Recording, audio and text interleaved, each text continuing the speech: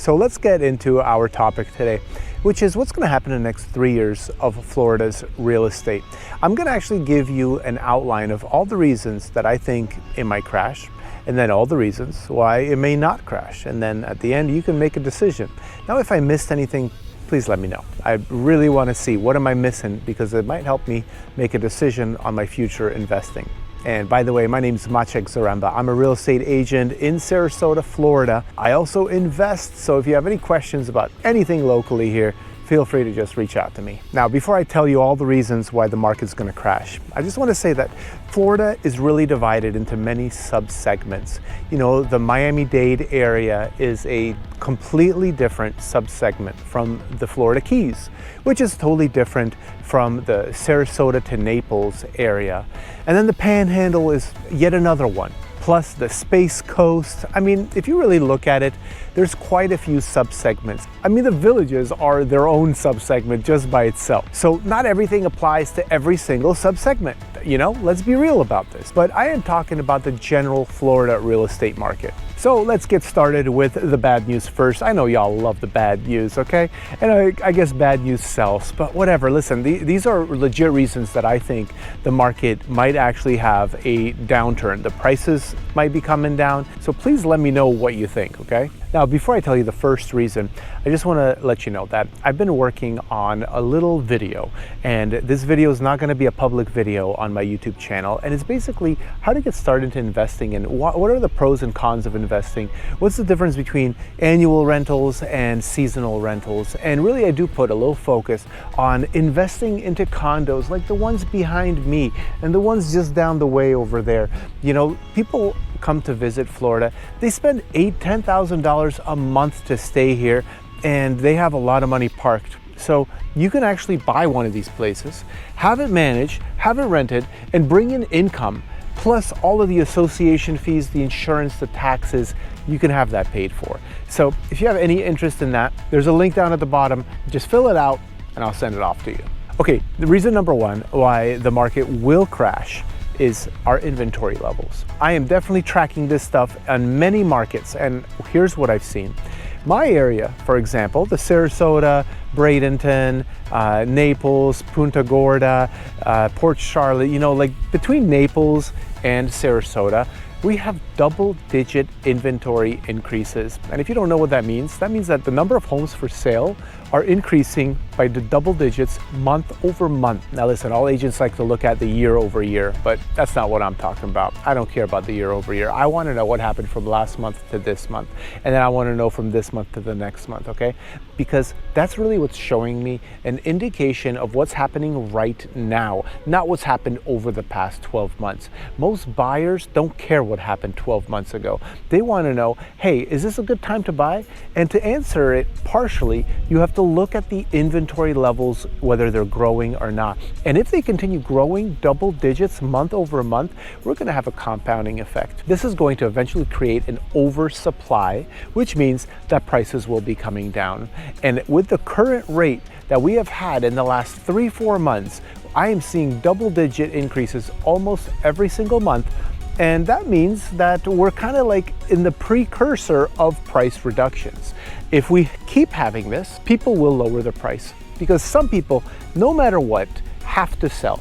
And they're the ones that are going to start lowering it first. Now, sales are still happening, but they're also going down.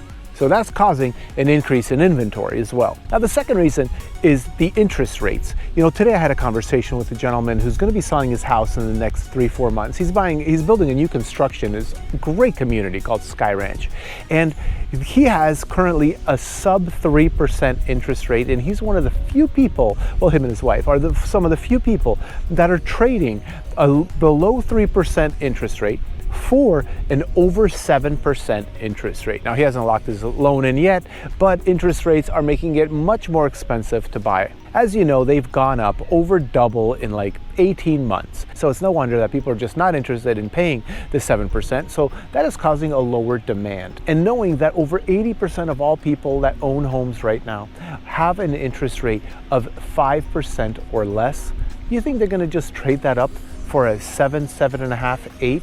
And by the way, to get a 7%, you have to pay 1 or 2 points. That's a lot of money to pay for a high interest rate. Well, unfortunately, interest rates are definitely slowing things down and making people wait and not move, which obviously contributes to more inventory on the market and less people buying and selling, which eventually leads to a market crash. Okay, this next one is definitely specific to Florida, but it is the entire state of Florida. It's not really different by subsegments, and that is insurance. What has happened with our insurance? Literally everyone is asking this. It is just so crazy what has happened. Our insurance rates have gone up through the roof. And you know, there's only one savior to lower insurance rates, and that would be Citizens Insurance Company. Now, it seems like the insurer of last resort, that's what they're known as, is getting people to move over to them because they have lower rates. However, they already have put into place a new law that basically says anyone who has a Citizens Insurance will, through a tiered system, have to get flood insurance. So even if your house is like on stilts, double high, like super high house, and it's really not ever gonna flood, if you have Citizens, you're gonna have to have flood insurance. It's kind of a ripoff, you know, but I get it. I know why they're doing it, but either way, if you're getting Citizens Insurance, you're gonna have to pay for flood insurance. And right now, no other companies have followed suit, but unfortunately, I have this feeling that that's what they're going to start doing one by one over the next 3-4 years. But regardless of Citizens, insurance rates are so high right now. The average insurance rate in Florida is $6,000. And the thing is, the luxury and ultra luxury houses, you know, let's just call them $2 million and more, those people are usually purchasing cash and then self-insuring. So they only get like a general liability policy, and the whole hurricane coverage portion, they'll self-insure, meaning they're gonna just pay out of pocket if something goes wrong. At this point, I don't see anything good happening with insurance. Now, I did do a video of what is happening with insurance, so I'll link it in the tag, the little card here at the top. So if you wanna see what has happened, then please just click that link and watch that video as well. Now I have another one for you. What could possibly cause an ultimate crash in not just Florida real estate, but all real estate? And that would be a major war. Now, you see, last time there was a big war, I'm really referring to World War II, that was almost 100 years ago. It took a long time before the United States got involved. It seems that no world war has started yet, but there are wars all around, and for some reason the US is getting involved in many of them. Now, I'm not taking a stand of get involved or don't get involved, that's whatever, that's the US government making decisions. I'm really talking about how it's going to affect real estate. And in times of war, usually real estate doesn't just fly off the shelf. Right? Even if interest rates go down, that might spur some demand, great. But is it going to help the real estate market? A very little bit. And the question is, will it help it more than all the other market conditions are hurting it right now? I don't know. I think a giant war, a World War III, is going to be something that really creates a very big problem for all the homeowners in Florida. And at the very least, just the sellers. Now, here's one last reason why Florida real estate prices might crash. And it's really about our local workforce. In the past few years, we've had so many people coming from other states and migrating to Florida, and they bid up the prices of homes. So any, young professionals just getting into, graduating college and getting into being a young professional, maybe getting married, they have to have a very large deposit to go purchase a house. The minimum you need is 3.5%, which is an FHA loan. And yes, there are ways around it. If you have questions, just drop a comment. But you basically need 3.5% down. Most people do 10% down or 20% down. Now, on a median price home of $400,000, that's 80 grand cash. On a 3.5% on a $400,000 home, that's over $12,000, $13,000, right? Not a lot of people have that. So they're the workforce. They're the young professionals that are getting into soon home ownership. And unfortunately, it's not looking too good. It is unaffordable for the working people. And what if you're an immigrant that barely speaks English or has very broken English and you're not a professional? You don't have a professional license, you don't have formal education beyond a high school diploma or a GED? What then? How are you going to afford to pay for a mortgage when the average mortgage rate is way past $2,000 a month. The unaffordability of housing in Florida is definitely a reason for concern. And part of the reason why our inventory is growing is because it's unaffordable for all the people out there that want to buy a house. I can't tell you how many conversations every week I have with people who reach out to me or I reach out to them and they want to buy a house, but they just can't. They don't know how to do it with the current market conditions and their current wages. If you're not making, at least $80,000, $90,000 a year, you can't even buy a dinky condo. And I'm not downplaying small condos, and I'm not downplaying buying that. I've purchased condos. That's the first thing I bought was a little townhouse. It was one of the cheapest places in Sarasota when I bought it because I just wanted to buy something. And I'm really glad I did. But it's no longer the same thing. The wages haven't increased as fast as the prices have. And now with interest rates being this high, it's very unaffordable. So let's take a quick segue, because if you want to know if it's affordable and what can money buy, I have linked my website where you can just search for homes. My website is called sarasota.com. Very easy, but you can actually do searches for a lot further than just Sarasota. So the link's down below if you want to just check out, what does $250,000 buy you in our area? And of course, if you don't know, I'm on Siesta Key right now. I'm on the main Siesta Key beach. Take a look at this. It is sunset time. This is the #1 beach in the USA, and maybe it's #2 this year. I don't know.